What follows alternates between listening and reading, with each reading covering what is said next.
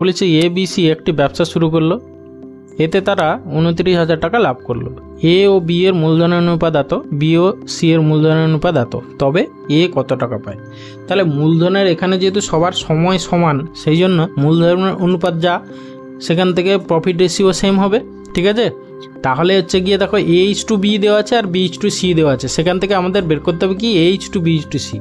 ঠিক আছে, একটা প্রসেস বলি সব থেকে সোজা। A/B দেওয়া আছে 3:2, তাকে তুমি ফ্র্যাকশন আকারে লেখো 3/2, আর এটাকেও ফ্র্যাকশন আকারে লেখো 5/2, পাশাপাশি লিখে হচ্ছে জেড প্রসেস।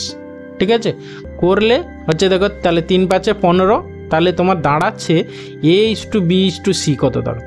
A/B/C কত হবে না হচ্ছে গিয়ে 3×5 = 15, 5×2 = 10, 2×2 = 4। কাটাকাটি হবে না, হবে না, ব্যাস। তাহলে এটাই হচ্ছে গিয়ে প্রফিট রেশিও দাঁড়িয়ে গেল।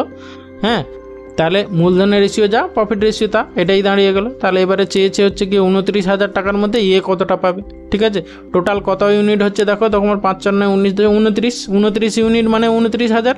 তাহলে এর কত ইউনিট, এর হচ্ছে গিয়ে 15 ইউনিট, তাহলে সে 15,000 টাকা পাবে। তাহলে অপশান এ হবে অ্যান্সার। ওকে।